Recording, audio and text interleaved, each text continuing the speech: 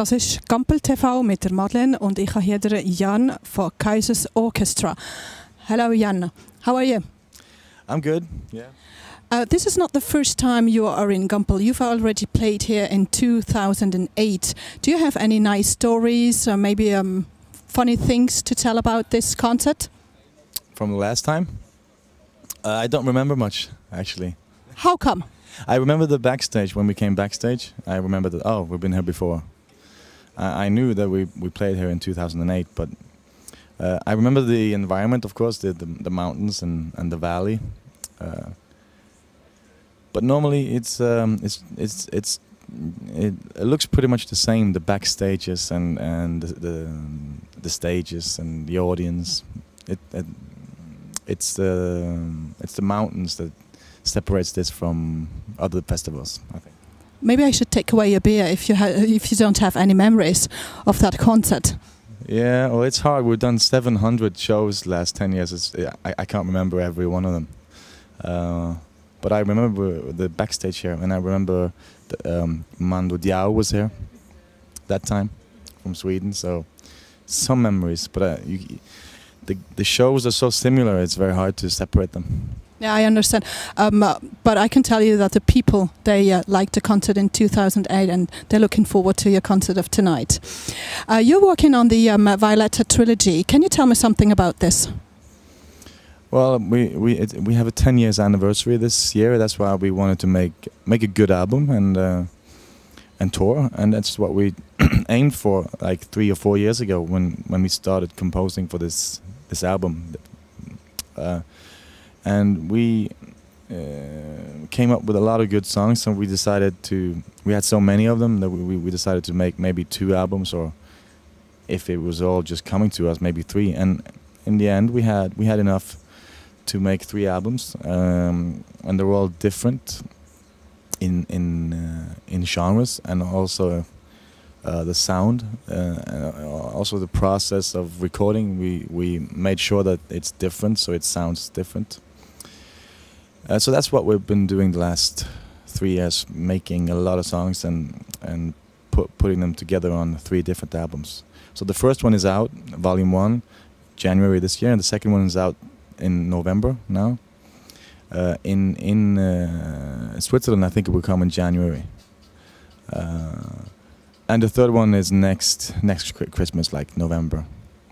Can we hear some songs of the second album then today? Yeah, today we're going to play 3 songs from the second album.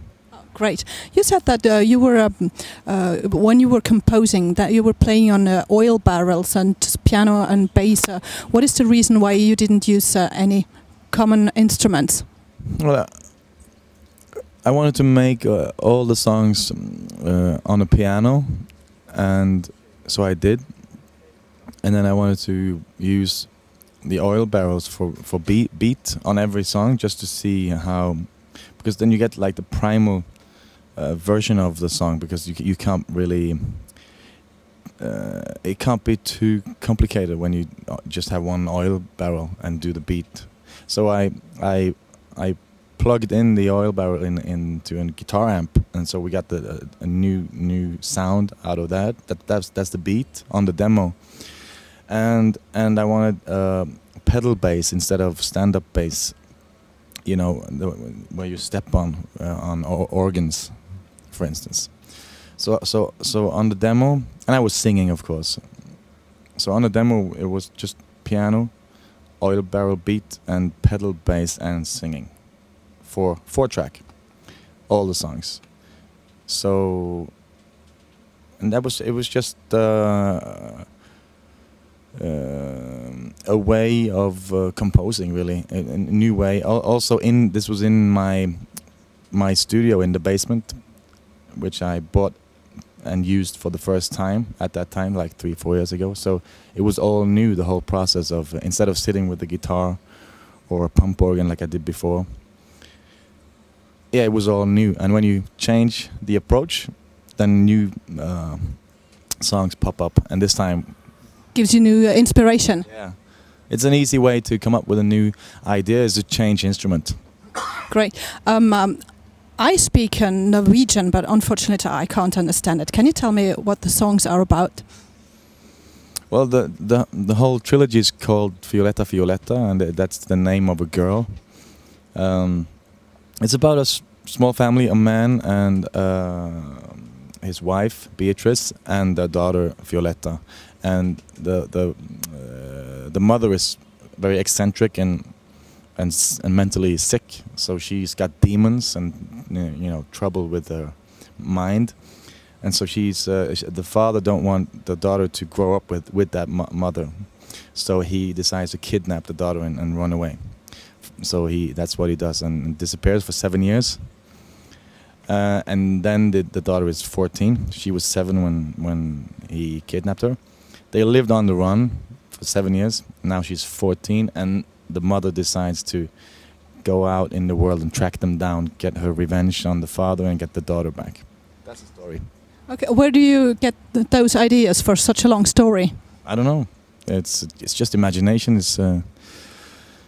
I think it's entertaining. Yeah, we want to entertain. It should be, it should have a little bit of everything. It should be based on reality, but it should also be fiction. So it's more than reality, and it should also be funny. It should also be, cool and a bit dark, but also love stories and people die. You need all of that.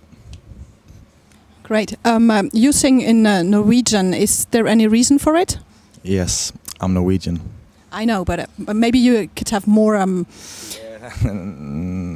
We always sang in Norwegian. Me and my friend we started when we were 15, and I think at that point we wanted to communicate in our own language, and we had a lot of funny lyrics, and I think we were just more able to be funny in our own language than in English. So that's why I think we went for the Norwegian style from the beginning, and then when we put our band together before Kaizers Orchestra, we continued to develop that style of writing. And after that band, we formed Kaizers Orchestra, and then we were pretty good at writing Norwegian lyrics, so we just continued. It's also more spontaneous, isn't it? Yeah, I always write the music first, so and the melody and everything can be ready except the lyrics, because I get inspired by the song. You can if you hear the song and even almost finished with the full band, you can sort of tell what it's about before you start, writing words, because you can hear it. That's how I sometimes do it. But I never write the lyrics first. I always need to hear the song and the music to either emphasize the mood in the song, or the opposite, like try to write something very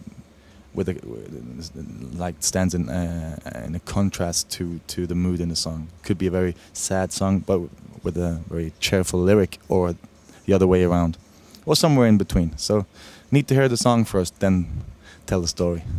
Okay, you're touring almost the whole summer. Aren't you getting tired or bored by being in a bus all the time, just have concerts for 1 hour or 1 hour and a half, and then be on a bus or on an airplane again? Homesick? Yeah, you get a bit tired of it in the end. Now it's the end of the summer. I think we have 3 weeks left, then it's over. Of course, in the end, you get a bit tired. You want to do. I like to, I love to stay at home and play piano and make songs. You can do that for half a year, but then you get tired of that and you want to record them and rehearse with the band and record and make an album. So you do that, but then you get tired of being in studio, so you want to go tour. And then we did the tour from January to May, all over Europe, and it was of course club shows. And in the end, you get tired of that, and you want to go out and do the festivals, meet some new bands and bigger audiences. And so you do that, and in the end of the summer, you're tired of that. Then you want to go back to the piano again, and that's what we do. So it's like a spiral. And this time we get to do it 3 times. first album, second album, and the last one. So you get to do all these processes over and over again 3 times. So I think that's why we managed to do it, because we're all looking forward to the next period, because that's a songwriting period, and it's very different from this one. Hard life to be it's a really hard time to be a rock star. Yeah, we've had many friends or family with us on tour sometimes, during the last 10 years, and they all say they could never do this because it just sounds so boring. It's all about waiting, sitting like this and just wait from you wake up till you play. So you have a couple of hours before your concert starts this evening. What are you doing? What are your plans for this afternoon? Maybe going to watch any concerts? Yeah, first we always do press like this, so I meet you and some other guys after, and that's just fine, because then you have something to do. And then we always check out other bands, of course. Today it's the Chemical Brothers, and we've seen them a couple of times before, because it's the end of the summer. We do all the festivals, they do all the festivals, so we play the same festivals.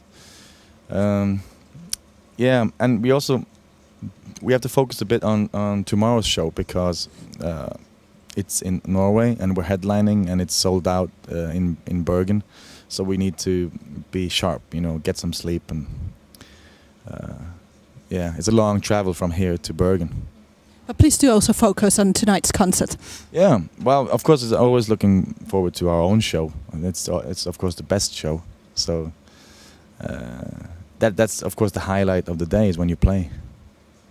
Thank you very much for that interview, and good luck for tonight and the show. Yeah, thanks. See you next time.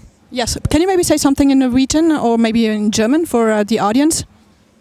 Ja, jeg kan jo, hvis jeg snakker norsk, så det jo... Du forstår norsk, eller? Nei? Nei, det ikke så mange som forstår norsk i Sveits, men det jo beslektet da.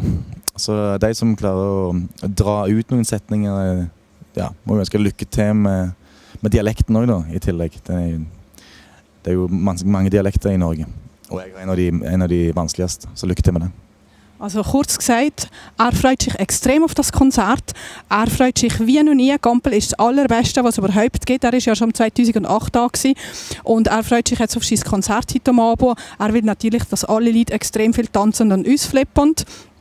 Das war norwegisch. Ich habe es jetzt gerade so in der Kurzfassung übersetzt. Das war Gampel TV. Madeleine, ich wünsche euch eine gute Zeit. Bye bye.